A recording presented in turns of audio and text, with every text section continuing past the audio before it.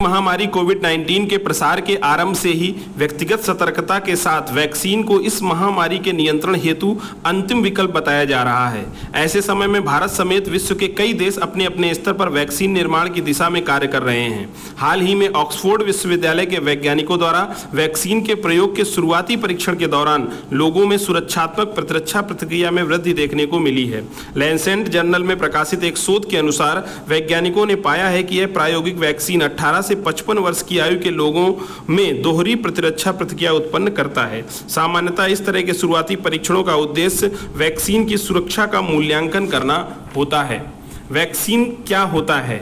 जिसको टीका भी कहा जाता है। किसी संक्रामक बीमारी के विरुद्ध प्रतिरोधात्मक क्षमता विकसित करने के लिए जो दवा, ड्रग्स या इंजेक्शन या किसी अन्य रूप में दी जाती है उसे टीका या वैक्सीन कहते हैं तथा यह क्रिया टीकाकरण या वैक्सीनेशन कहलाती है।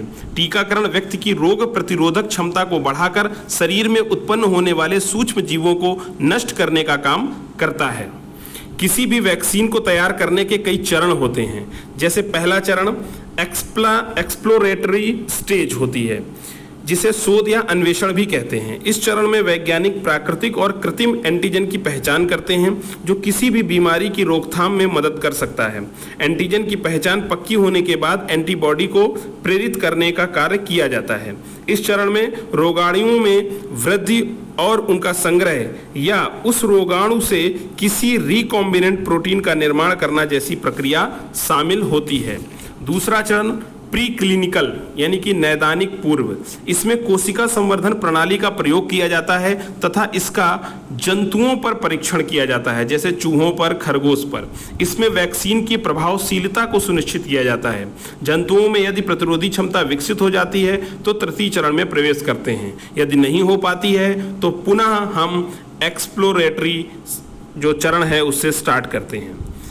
अगला है क्लिनिकल ट्रायल यानी कि नैदानिक परीक्षण। यह चरण वैक्सीन के विकास में सबसे अहम होता है क्योंकि अब इसका परीक्षण मानव शरीर पर किया जाता है और इसे भिन्न भिन्न फेज में यानी कि लगभग 3 चरणों में हम करते हैं। पहले फेज में इसमें वैक्सीन का इस्तेमाल लोगों के छोटे समूह, जिनकी संख्या लगभग 20 से 80 लोग होते हैं, पर किया जाता है और यह परीक्षण किया जाता है कि वैक्सीन का प्रभाव मानव शरीर पर किस प्रकार पड़ रहा है।